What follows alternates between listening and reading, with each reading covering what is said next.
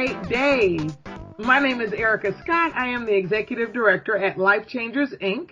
And with me is my lovely co-host, Sheila Hardy, CEO and founder of Because It's Personal, Inc. And you are listening to the Community Nonprofit Network Podcast, also known as the CNN Podcast, where your nonprofit shines. So, Sheila, who do we have with us today, and what are we discussing?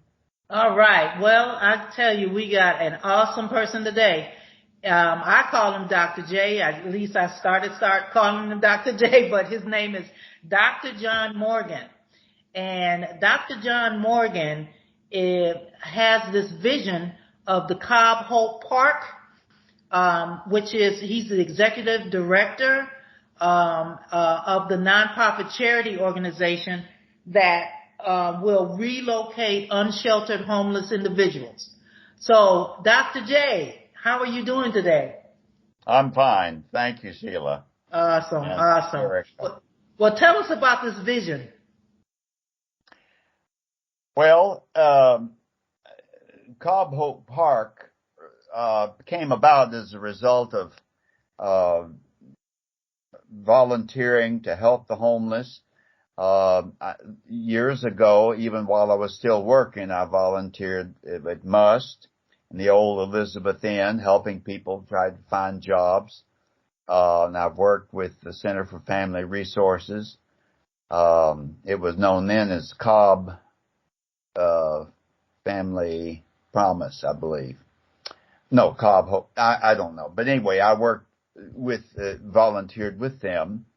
I've been downtown partly too, volunteering with organizations there. And more recently, when I was about to retire, I became affiliated with the First United Methodist Church here in Marietta, and became a member, my wife, and we also actually have a leg in two churches. And she's gravitated more toward the St. Dunstan's Episcopal over just across the line in Fulton County. But they've participated in Family Promise. So through them, I've helped. I've volunteered a short time also helping those folks who happen to be homeless, also finding jobs and getting employed. But anyway, we started at the First Methodist after doing some career connections, helping folks there find work during the Great Recessions. And as they found work, I noticed some good work being done at the Good Samaritan outreach, and so I focused my attention there.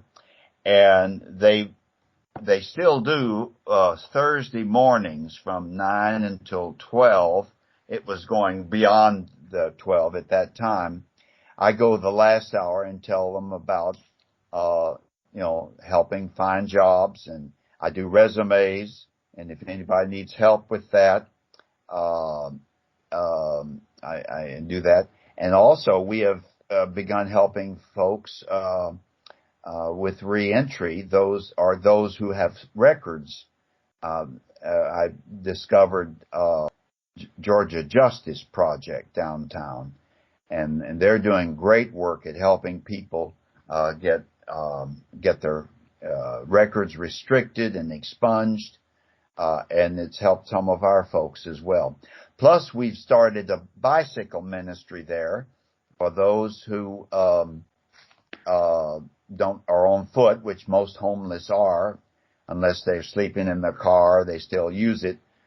So we have volunteers in the church that offer bicycles, and we pass those along to those who sign up and register. So it's a good, well, that tells about the church dimension, but I started noticing that many folks that came to the church had no place to sleep. They were sleeping in the woods, sleeping in their cars. And so I asked local police about that. They told me that that Marietta police, and of course we're right in the center of Marietta. I followed through on that, asked them, yes, there are various camps out, and we would ask these homeless folks, can't they find shelter? Well, some of them can through MUST, some CFR, some if they have a substance abuse problem, they go to the extension. But early on, I found that many of them stay full. All of them stay full. Yes. And the demand is tremendous. And I learned about 211, the United Way. United Way helpline. Thank you. Awesome. And they said too often they would stay on hold because the demand was off, and they would use up all their free cell phone minutes just staying on hold, waiting so long. So I said, this is something. Anyway, that's how the vision for Cobb Hope Park developed. I began to explore lots of different online homeless programs, and one that drew my attention at first was Pinellas County, Florida, and I went down and visited. They had a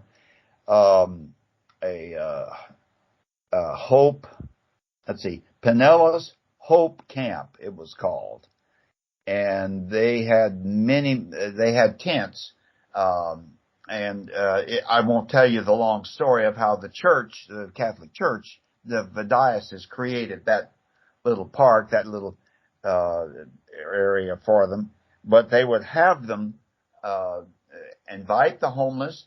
They created pairs in a homeless outreach program, HO abbreviated, where a policeman and a social worker, counselor would go out and invite the homeless to come to this camp.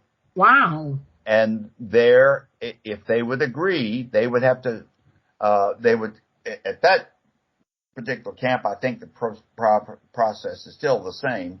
They would be admitted on the same day, Thursday, set up to clean everybody up and disinfect and turn in all their paraphernalia and be issued blankets and a tent space and all of that. But they would sign 8 to 10 pages of contracts agreeing to certain things. So anyway, and that was, they had a tremendous success. People would stay there from 30 to 90 days working on rehabilitation and doing whatever they needed to get counseling, work on job skills.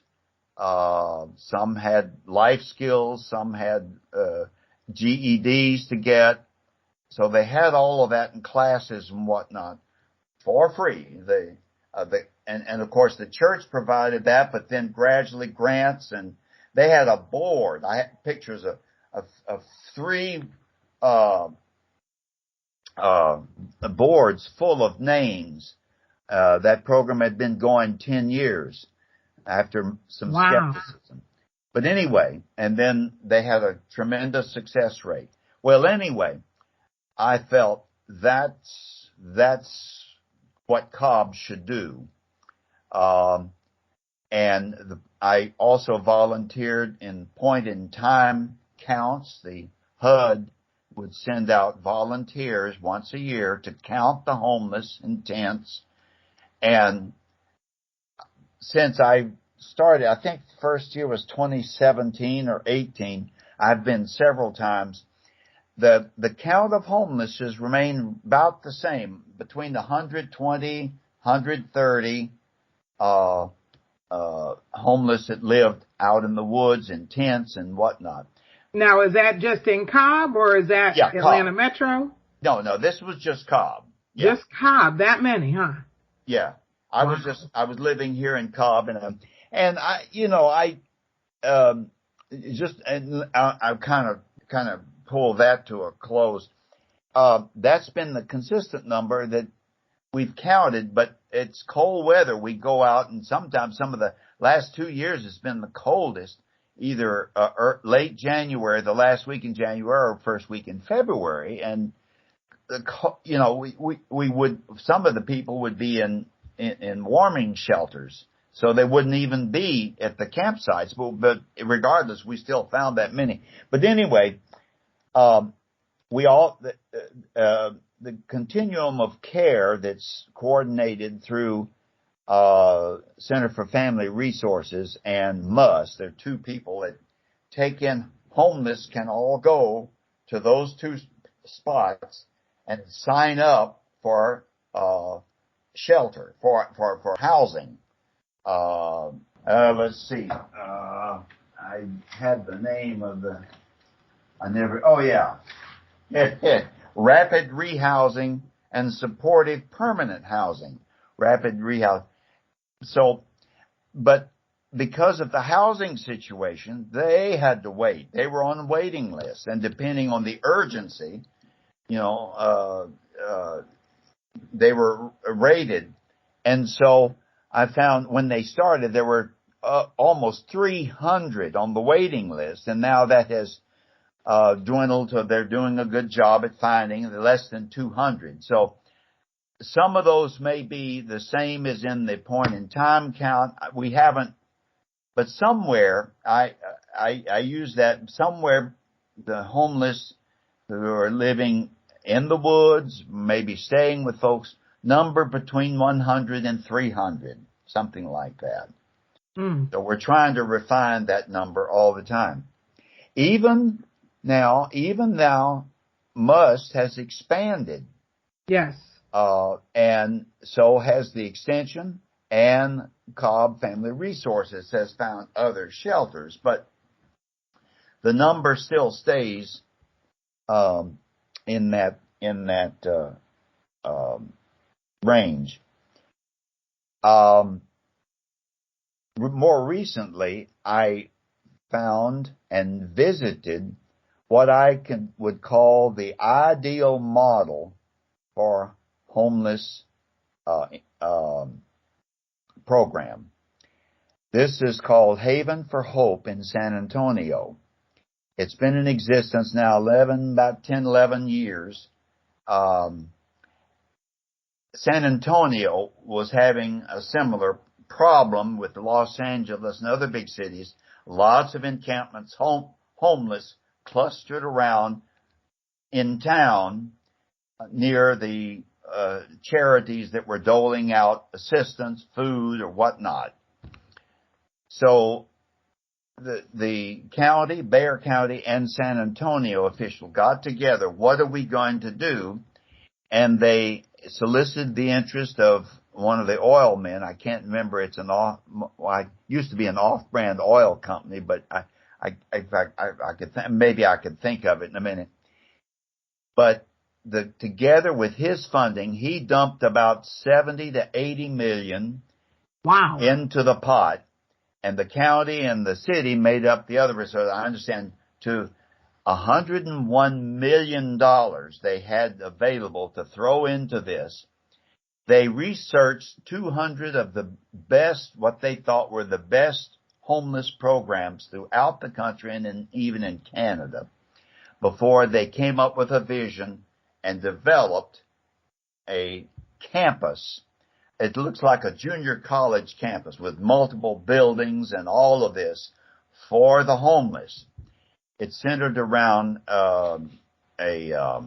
restructuring. What's the term they use? I've got the map here. Transformation services.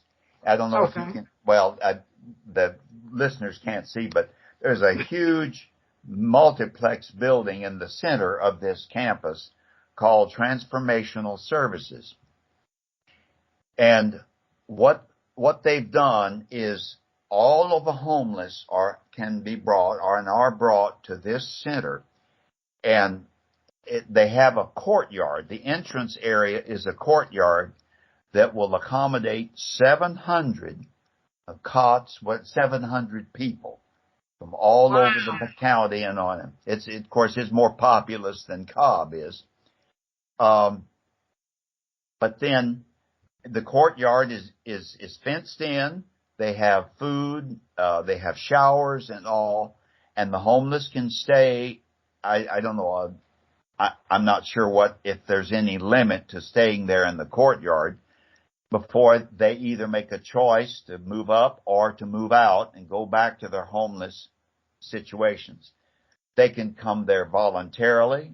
The police have, San Antonio police have HO teams, homeless outreach teams, like I just described, who can bring the homeless there. Even the police who, find vagrants or whatever beside the road, sleeping on a park bench or whatever, can bring them there as well. Awesome. Now, while they're staying there in the courtyard, representatives from the Nucleus program, transformational services and all, come to them and invite them to better their lives, to rehabilitate. If they agree, then they assign these same documents, typed documents, 8 pages, whatever, that they will contribute, keep their space clean, submit to a program of treatment if they need drug or alcohol treatment, counseling. They're each assigned a case manager who works out an individualized program of rehabilitation. So everyone is different. And their goals may be different. Anyway, so the point is there are all these resources there to help. If it's job training, language, whatever, counseling, it's all right there. And they can go from there and they've had tremendous success.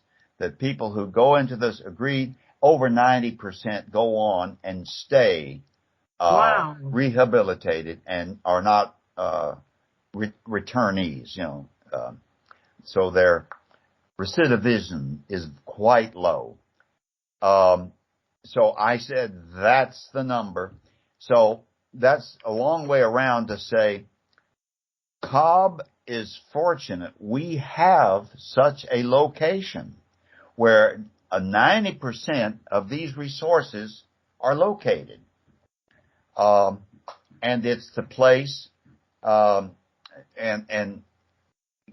now part of this is a little confidential, as it were. I'm not sure. We won't tell anybody. Huh? We won't tell anybody. Won't tell anybody. Of course, it'll be on the blog here. I want to say it's in the heart of the county because we had some pushback. I established Cobb Hope Park as a vision for this place that we found in San Antonio and partially in Pinellas County. Pinellas County, by the way, I found out was modeled on this Haven for Hope in San Antonio. So it's kind of the granddaddy of it all. Okay.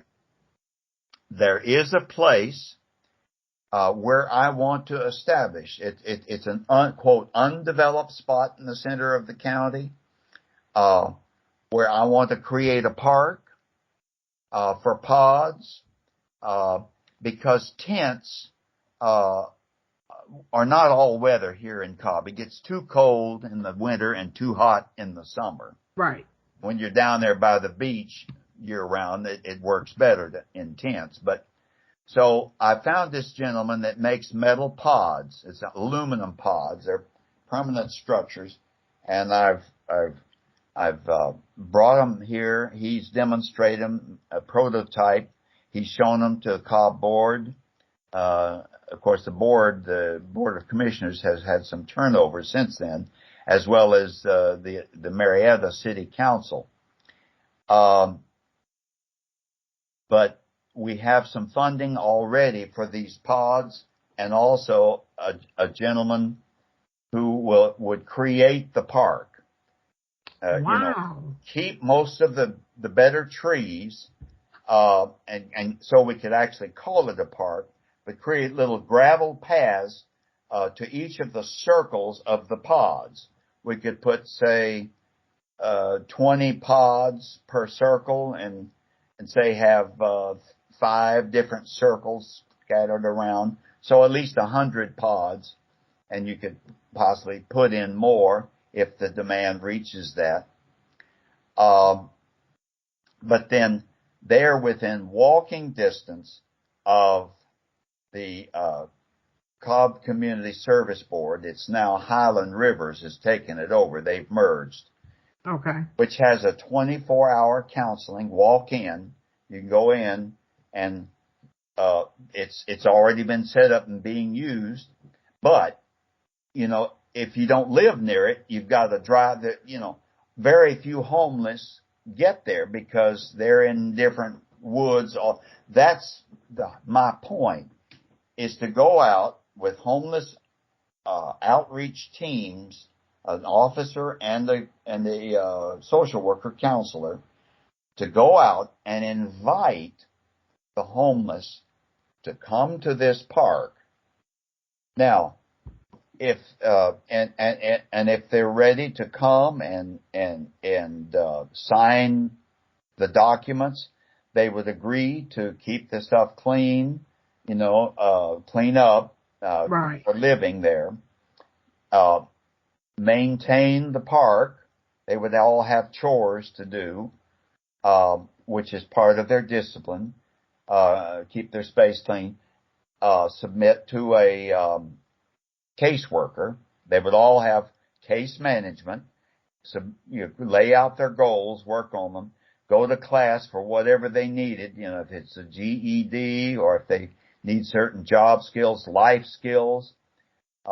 We would also help them maybe have representative from Georgia Justice Center come and talk about expungement for those who have some jail. It's a crying shame that so many homeless have some jail record, because just being homeless is against the law because you're living on somebody's land. Right. And one of the things I found out from police is that they all circulate, and if there's any call, some nearby resident is bound to say there's somebody out there causing trouble, come tell. Well, the police will come and give them a trespassing notice. Right. If they don't leave within a week, you're probably familiar with this, then they're going to have to go. The only place then was to jail. Mm. And so if they leave, they move maybe some other place. Where are they going to go? Right. Right. So they're constantly susceptible to trespassing. And I've seen those trespassing notices, and constantly, for many of them, jail is a relief. It's a free lodging, food and drink, and, and bed, some place to stay. But the problem is that they're fingerprinted and they now have a record. Yep. And it's almost like a death knell trying to find a job, a decent job. So it's a catch-22. So anyway, that's one of the things that I'm trying to convince our whole community is, let's create some center, and we can work with MUS, we can work with CFR, as soon as they have a spot, somebody could be transferred from the park over there to continue the same process. But my contention is, if we let folks camp out, have these pods, they're right where they can get all the services they need. Right. So, and we already had, when we were first proposing this in 2018, we already had 2 double-wide trailers ready to be donated, 2 single trailers. The 2 double-wides one would be for a community gathering, a dining hall. And by the way, the fellow that was going to make the pods would donate a food truck, because that was the business he was in. Oh, wow. The hollowed out contents, and then we would fill it with whatever, utility or appliances we need, cooking, apparel. Okay. The other double wide would be at the front gate. The entry center would keep records and offices and cabinetry and all for for storing items of the residents and things like that. Plus, at the far end of these would be showers, would be, one double would be one of them for women, and the other would be showers for men. The two other trailers, one trailer would be for classrooms. Okay. Or having some of these classes that they would need. And at the end of that would be a washer dryer, would be, for folks to use. Then the last trailer would be for clothing donations. Okay. Clothing store and whatnot. And part of it would be a sorting area for donations where people front end they would donate there, then the sorting area, and then the end of it would be so we had it all worked out, and there was a medical center that was going from trailers to permanent in it was what county? I can't remember what county, but Jasper, Georgia. Okay. And we were already worked out. They were going to give us those trailers first come, first serve. So we were ready. We proposed this park, and we had a meeting with the council chairman's representative, Mike Murphy, and the Cobb county manager at the time, Rob Cosine, I can't remember his name. He was there for just a short time. And then two representatives from Cobb Hope Park.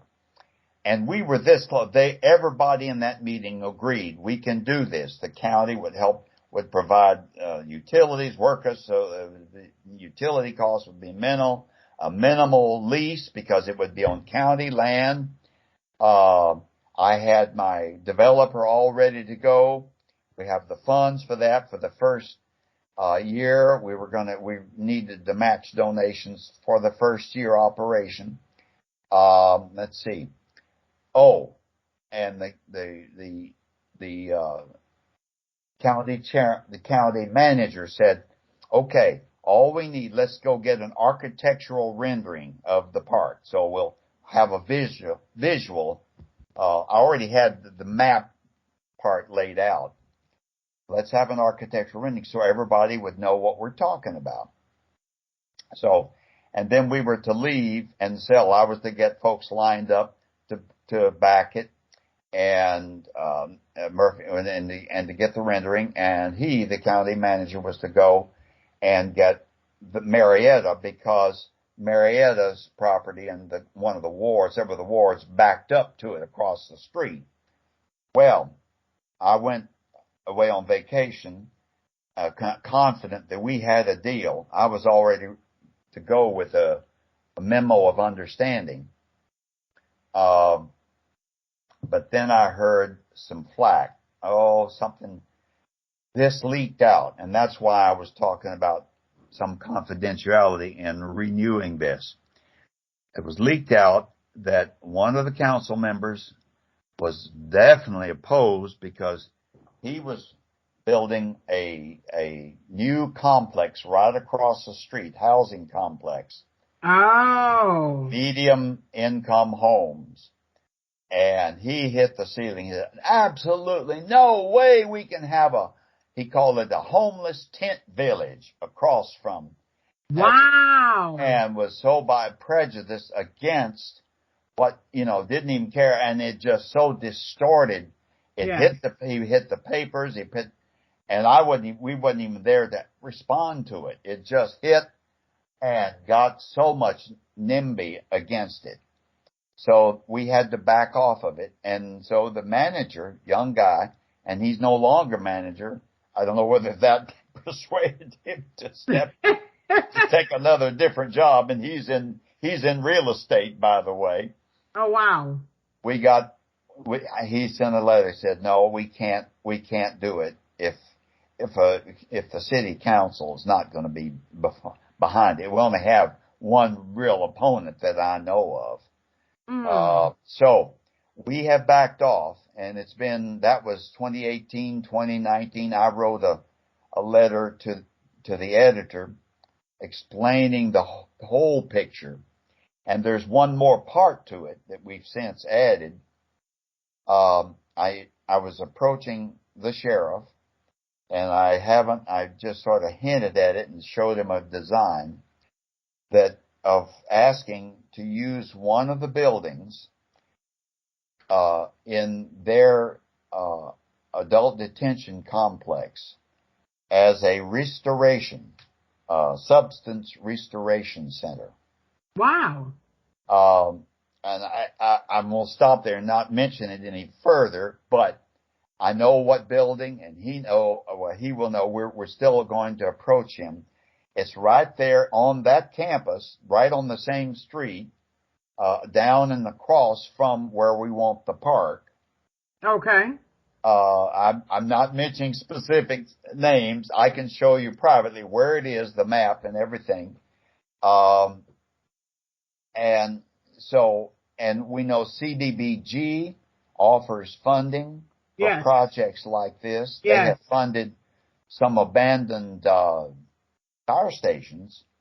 I know one down in South Cobb. They granted a community over $100,000 grant to refurbish this fire station for a community center. Wow. Yeah. So if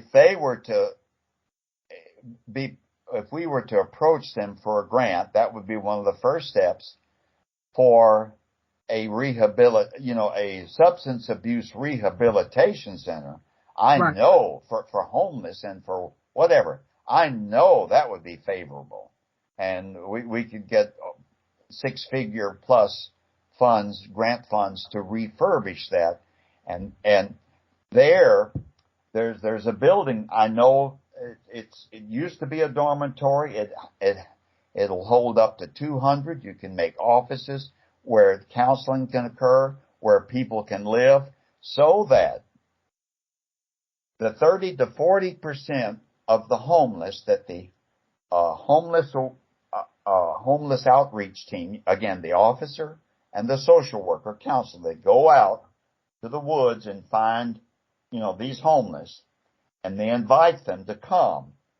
If the counselor finds some substance abuse, which a lot of them, I found that 30 to 40% have some, addiction, some whatever. Right. Then rather than go directly to the park, they could go to the restoration center to have more intense counseling. Right. And a program to dry out, to sober up. Absolutely. Before then, they can go to either the park, or who's to say they couldn't, if they're temperate enough, come to classes and maybe more slowly work on their own rehabilitation back into the workforce. Right. So, and let me tell you, the record of people submitting to these programs is tremendous. I told you 90% at Haven for Hope. Well, this officer down in Pinellas County has told me that the homeless folks he has gone out with he's been doing this now for years. He said his record is 100%. I said, I'm skeptical. I don't believe that. He said, well, ultimately they do, because down there, I don't know whether we could implement this, maybe not right at first, but he uses a carrot and a stick approach. He says, if you will come and voluntarily, you can say yes or no, but if you will come, again, you sign these documents and commit to case management and get your life back together, we will take care of all those expenses and get you to the position where you have a job and have your own income and have your own housing and so on. Now, if you refuse, That's your choice. But keep in mind, we'll be coming back around, and that you're trespassing. You're breaking the law. And we'll come back around. We'll give you a second time and maybe a third time. Right. But if you say the third time, we're going to have to issue you a trespassing notice. Hmm. And do you know, faced with that option, and also these guys and gals all have cell phones now. Some donated, some whatever. Right. And they hear about their buddies going on and improving their lives and get rehabilitated.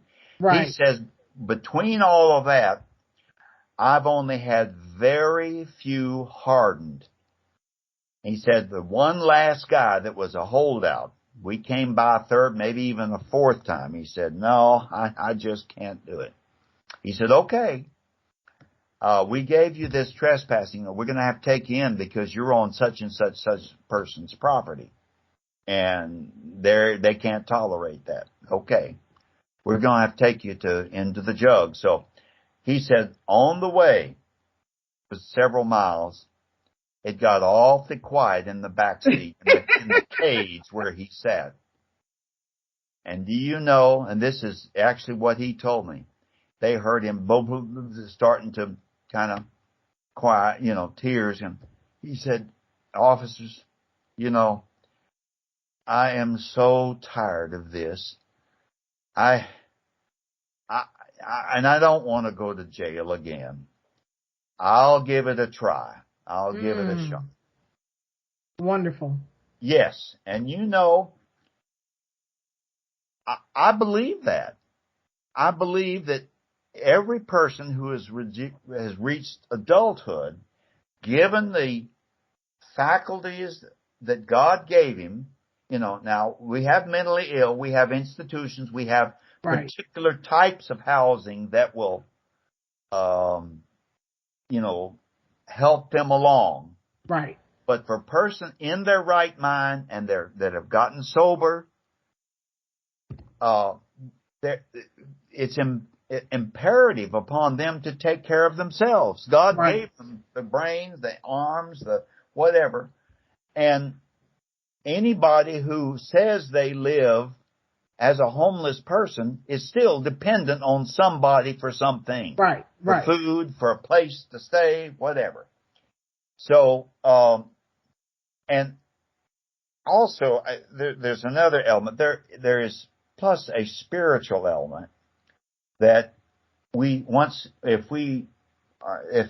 folks will believe enough in this concept, that we hope to have some kind of religious services in the park, voluntary, and we'll take stock of whoever's there. We'll try to get a vicar for a Catholic or for an Episcopalian or a pastor for the Lutheran, for our pastor preacher for evangelical folks, rabbi for Jewish folks, imam for someone who is, of Islamic descent, to reach out to a spiritual power. Or if we hope to get the Faith Partnership churches behind this, and because we called it faith, it would be an interdenominational outreach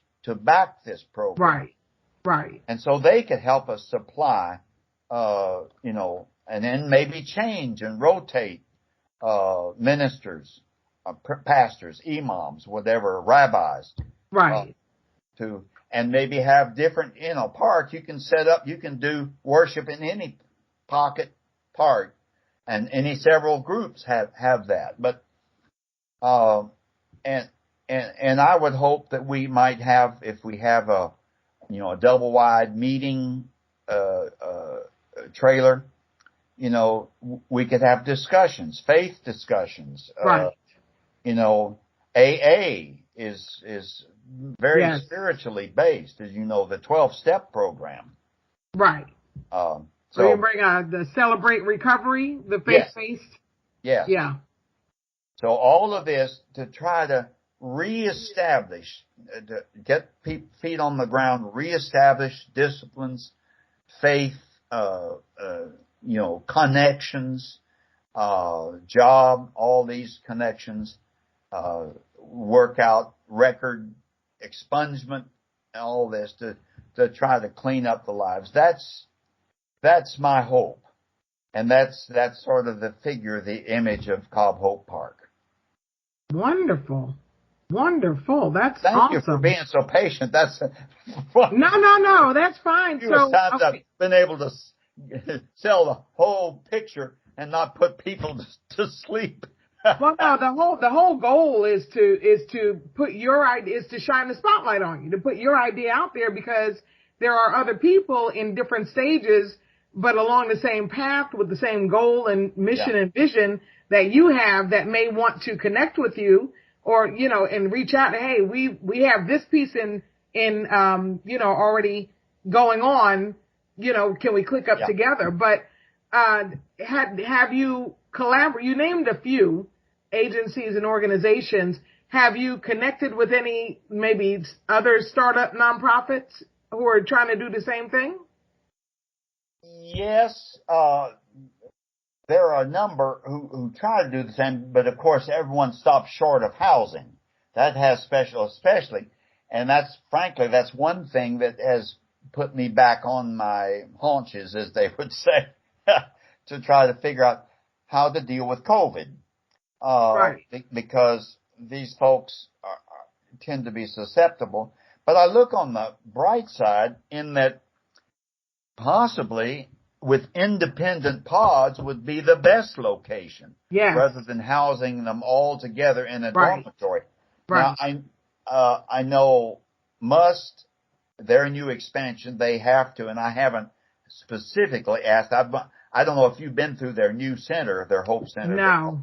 It's beautiful, and it's and I heard. Yeah, you need to do that. And I one of the questions I did not ask them is about how they deal with COVID and who, if they find someone that tests positive. My guess is they don't admit them. Because they're very, in some ways, strict and even rigid.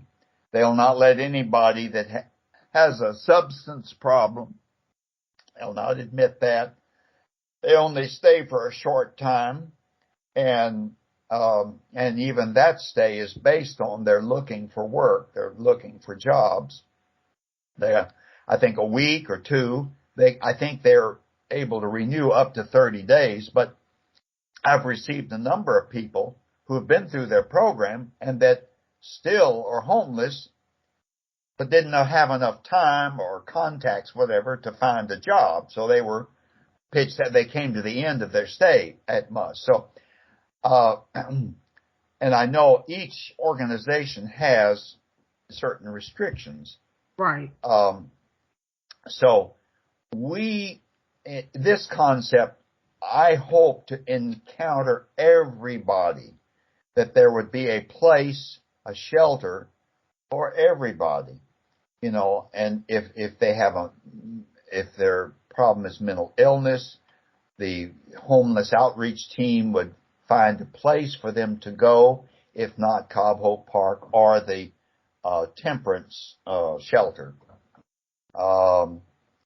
But between those two, we would be able to, I would say, accommodate 90 to 95% of the left outs. Oh, wow. That's a lot, though. That's a big deal. That's, Sheila and I both have independently with her nonprofit and my nonprofit have, thought about and tried to plan transitional housing because, like you say, that is, a great idea. I have, pondered the traditional route with that group housing situation, like more of a dorm style. Yeah. But Sheila, you want to talk about the tiny houses and the co-housing that you? Oh yeah, good. Yeah, I know.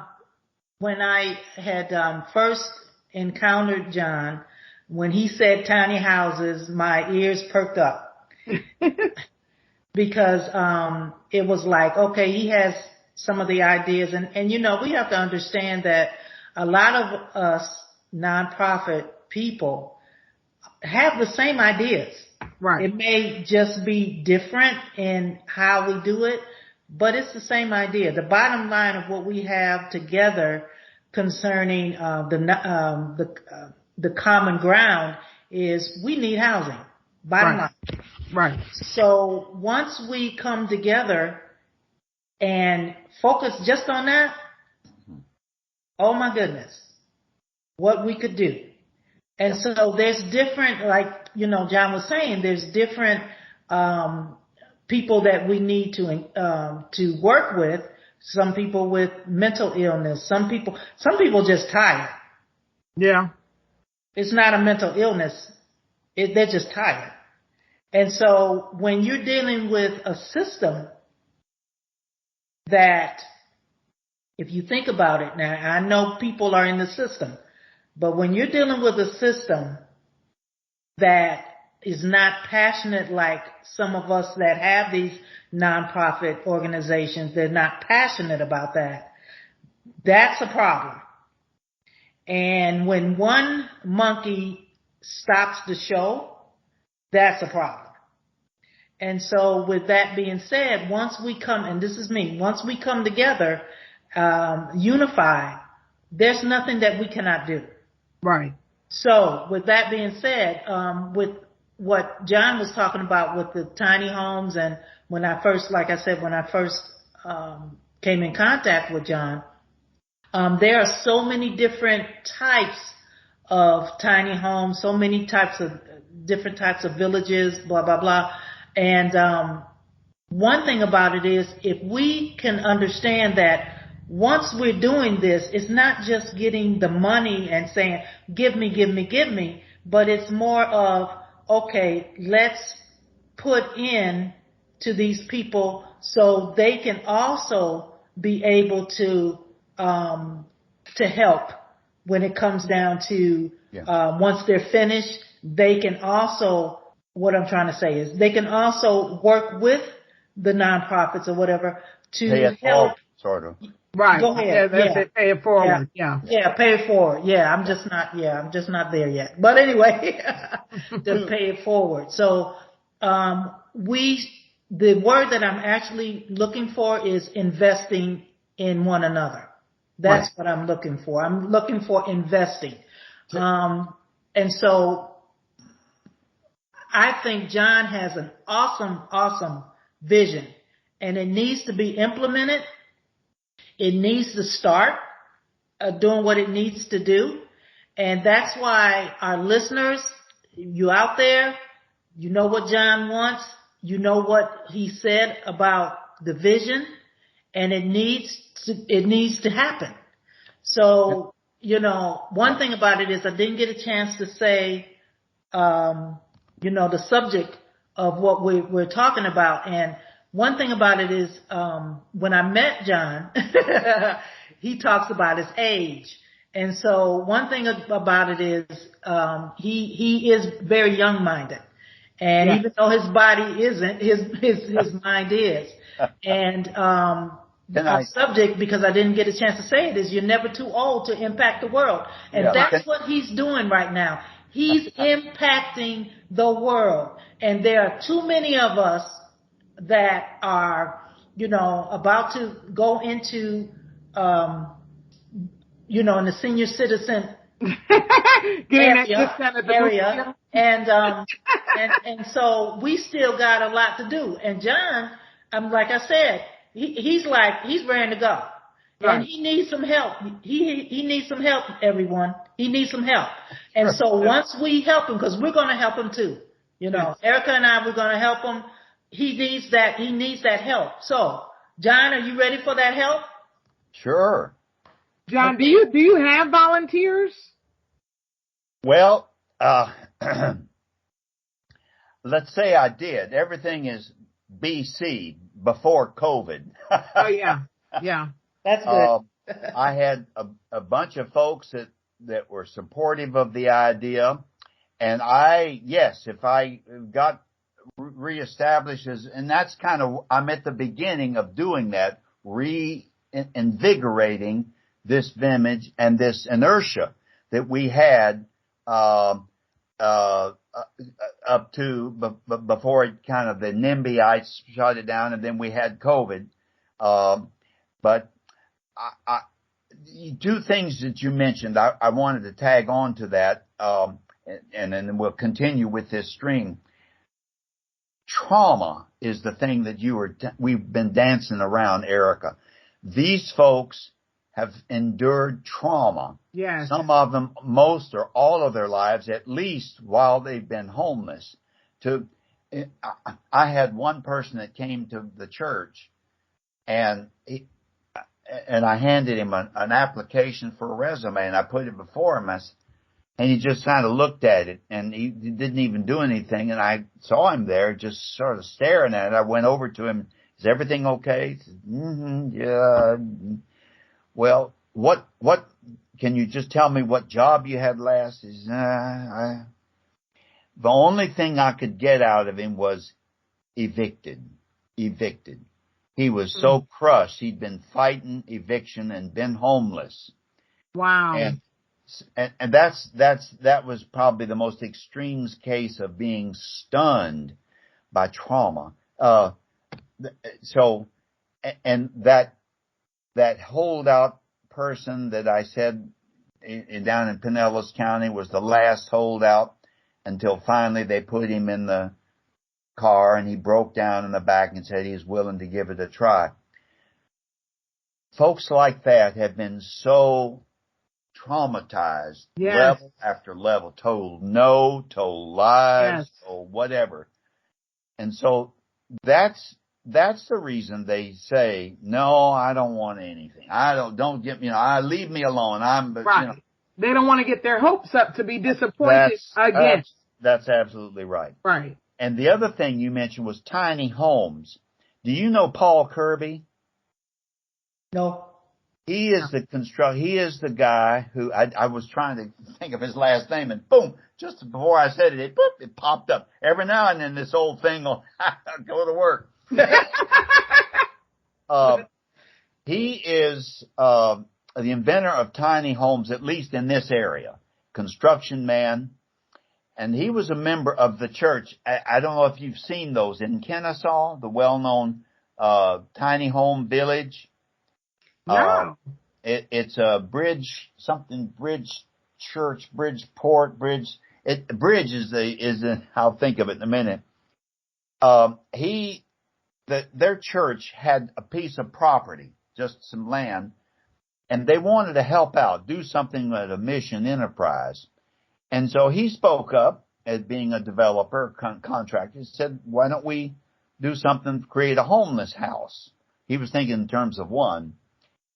And the more they started, it began to, let's develop tiny homes.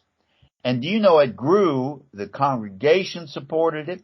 They worked with Kennesaw City through their, the codes. Oh, okay. Yeah. They worked with Kennesaw so they were able to bypass their codes because it was on church property. So they were allowed. Wow. Yeah, and that was some of the hoops you have to go through in the county even. But anyway, they developed 9 tiny homes on this property. Plus they had a community center and a storage area for all the, because the houses are so small, you can't store everything. But they had little storage bins for each person, 9 of them. And they had this community center for people to have come in and out activities in their church. It's beautiful. I've got photos. I've seen it. I've been all through it. They finished it now. And it was particularly for women trafficked in sex trafficking who were rescued down in Atlanta.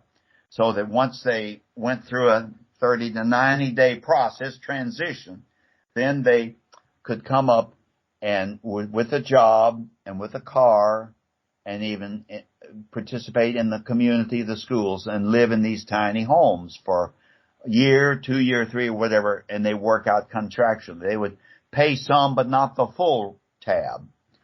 Some of their grants would help cut. But anyway, it's possible in Cobb Hope Park that we could have, along with the pods, maybe longer term, tiny homes built along one side of the park, and even build them on sliders so that they are not permanent, with permanent foundations. One of the key things about the park in this vision that I've added is that it's not necessarily permanent. In other words, I fully intend to work ourselves out of a job. Yes. That hopefully the homeless thing will become a thing of the past. Awesome. That these folks and will rotate enough, people out, and then also we've motivated the county. The county has a housing guru, I guess Courtney Knight, who is he's fixed with affordable housing. That's his main goal. Okay. In Cobb. So, and I'm partial on part of that committee because that's important too, is the next phase from Cobb Hope Park, is somebody can get into an affordable house. Well, they're not many. They're not hardly any. Right. So we need to fix that. So, but anyway, if we do our jobs, then maybe this, particularly since we have MUS, we have CFR already knowing their going concerns, we might not need this park anymore. Then it would revert to a park. We could remove the pods, sell them there. They're good for fishermen, hunters, and whatnot. And the tiny homes could be moved if they're on like sliders. There's an organization that builds tiny houses. What do you call these? Pallets. It's a pallet community. They build pallet homes. It's tiny homes under a different description name. Gotcha. I'm aware of that organization.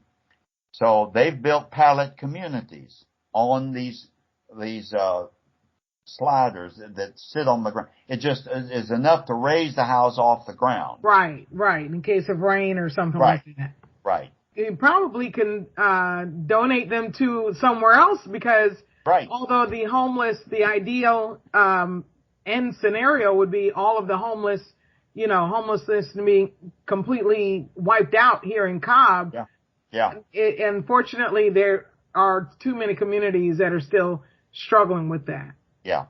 Well, I envision if we could get this right and successful, it could become a model as well for other communities. Yes. Because the thing is, probably, Jesus said, "The poor you always have with you." Yes. And when there are people that lose a job, they get evicted, they go, get absorbed in strong substance abuse and stuff. Unfortunately, it's going to be an ongoing, but at least we can whittle it down to where the existing long-term institutions could maybe handle all or most of them, MUS and CFR and whatnot.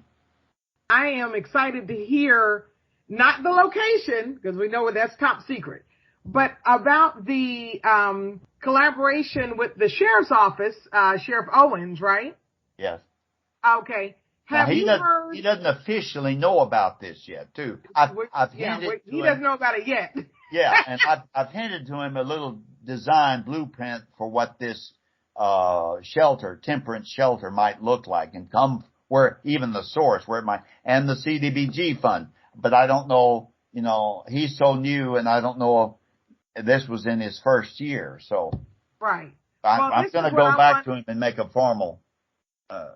This is what I want to ask you. Are you familiar with the RISE program that started in Chicago, where they actually turned Cook County Jail, part of it, into like a boarding house?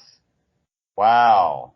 Yeah, you talk about it, it's phenomenal. I'll have to send you the they video. Did something like that in Florida, Pinellas County. I don't know whether one is related to or connected with the other, but seems like I may have heard of that distant, but pretend I don't know. So I'd like to learn.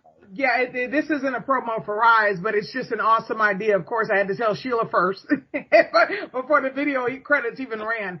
But long story short, they turned part of Cook County, which is one of the largest, I think it's the second largest jail in the U.S. after Rikers Island in L.A. County. Wow. And what they did was they turned part of it into like a boarding house. So if you're on good behavior and you're in the RISE program, you are in classes, as you were speaking of, and you are taking you're in computer, not just training, but computer classes where the actual computer schools come in. They have a whole computer lab that the detainees, the inmates attend, and they actually have a graduation. They had tractor trailers, I believe 2 full 53-foot tractor trailers pull up with suits, men's suits for the graduates.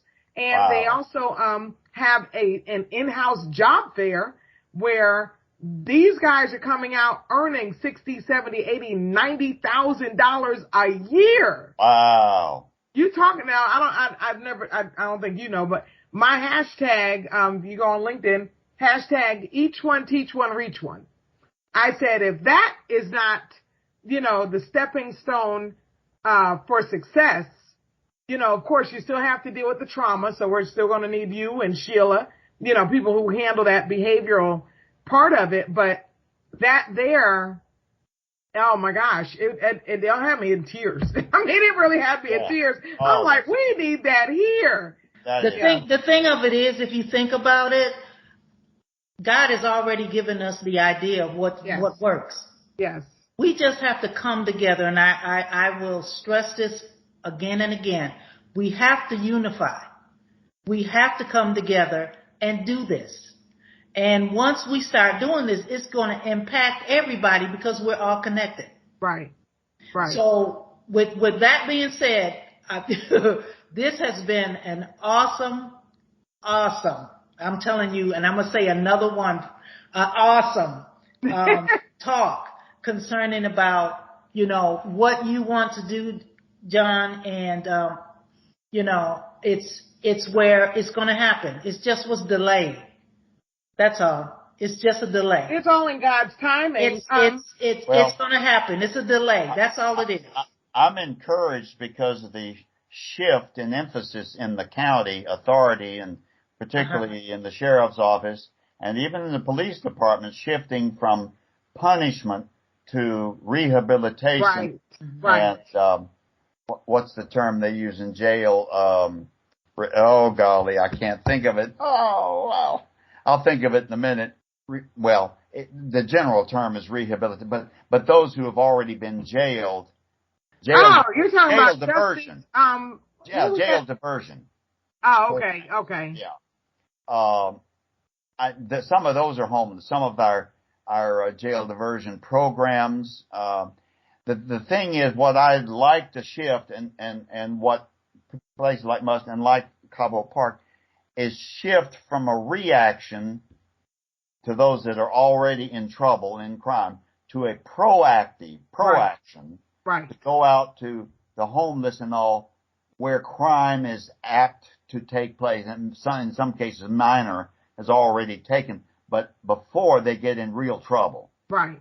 Well, we got to go to the schools for that. Would you agree? Yeah. Okay, with that being said, we have a segment, real quick, of what would you do? So with that being said, what advice would you give to today's teenagers? Oh, teenagers that are in school? From 13 to 19. 13 to 19 that have, just their normal lives or that have kind of tampered with trouble and. Just any child, any teenager, doesn't matter. Yeah, you can say like an at-risk youth.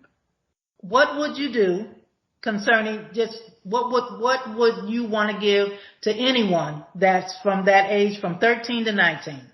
What would you tell them? Well, pay attention to, authorities rules. As you as you are growing up and you want to get out on your own, do away with,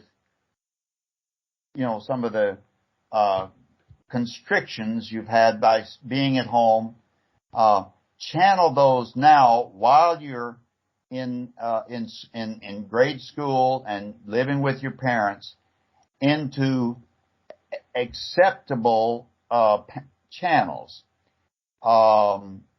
You can be creative in the arts or in sports. Give it all you've got, in sports, and overproduce, as it were. When somebody gives, not go just a mile, but maybe go a mile and a half or whatever. Yes. And do a job better. Put that, and maintain a spiritual connection. Find some heroes that are doing good, that are improving mankind, improving heroes. I'll tell you, one thing was very important for me. I went to Sunday school. Of course, I was chasing girls. I was into my hormones in my youth.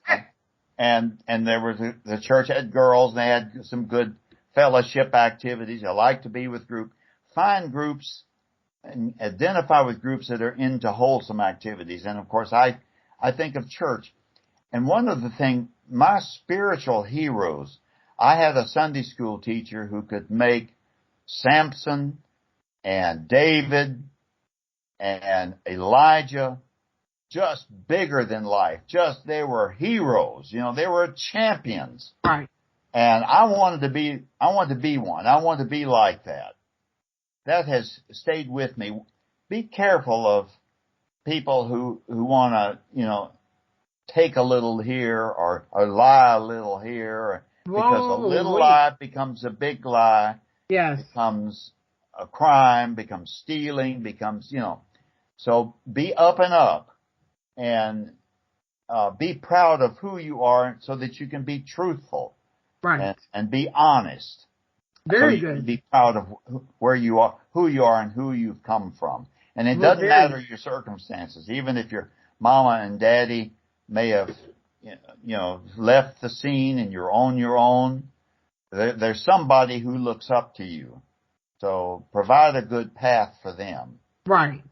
Ooh-wee. Wow. All right. That was awesome. But, one thing I want to ask you, and then I'm going to give it to Ericka, is that, because of your vision, we know that it's going to happen.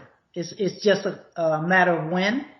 And, would you mind having those 13-year-old to 19-year-olds working in your vision? Sure. Okay. All right. Remember you said that. Okay. Yeah. Now, I may not have the patience of Job. I recently visited my son and grandson, son and daughter and grandson, and boy, when they called us to set this up, they sounded tired. And after I was spending some time with them, he's barely 1 year old, and man, it just keeping up with him just tired us out. I'm glad we could come home after 3 days. But I am eternally optimistic about today's youth, and I want to give them all the opportunity in a perfect world. I'm so frightened by all the fires and the wars in Ukraine and the division, the vitriol in our politics. I hate that. And I just, again, I want to protect them and they're going to be out there in the social media. They're going to have to deal with that. Right. But I still think I'm old fashioned, that their faith gives them some good basic foundation to deal with, and to morals to stay with, whether it, whichever faith they come from. Of course, I'm a Christian. I believe strongest in that and advocate that. But right. Well, and it's we need programs, like I said, starting in the schools, because we all know peer pressure, since even before your time, John, peer pressure was always the number one, influence over kids, lives. Right. So yeah, you can have a faith-based home, but, if it's not in the schools and everyone, even, because even back in the 20s, 30s, 40s, strong Christian homes, those kids get together. That conversation goes from Bible study, what they talked about in Bible study and the devotionals the parents had the night before, to, things of not such a clean nature. But now with schools wanting to move further and further away from, certain activities, especially, don't mention religion or Christ or God or anything, we really need to figure out how to get that back into the school, but also back in the homes.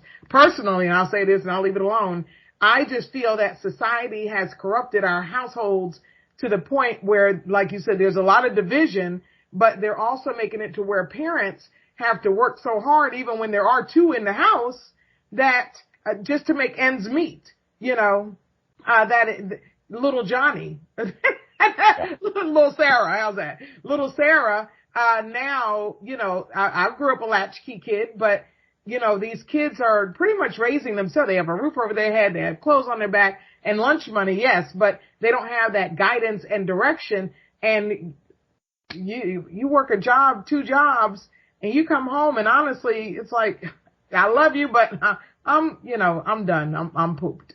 So, it's sad that our society has gone to that point where parents just don't have, they have to work that much just to maintain the same standard of living from 5-10 years ago. So, I digress. Well, with that being said, John, we got to have you back. Yes. Because there is so much more that I know that you can give us information, and of course, getting that vision going. Yeah, I want to hear the progress as it, share the progress with our listeners. Right. And so we want to get it out there, because it's going to happen. It's just a matter of when. We want to leave everyone with is this: I don't chase, I attract. Wow. I love it. I love it. Wow. So get ready, John, get ready. Because you're not chasing, you're attracting. Yep. Thank you for listening. Again, this is the Community Nonprofit Network Podcast, aka the CNN Podcast. To reach out to us, you can visit our website at www.thecnnpodcast.com. And please, if you're interested in advertising with us, we'd love to hear from you. Again, visit our website and click the Advertise tab. Till next time, as always, be awesome and be blessed.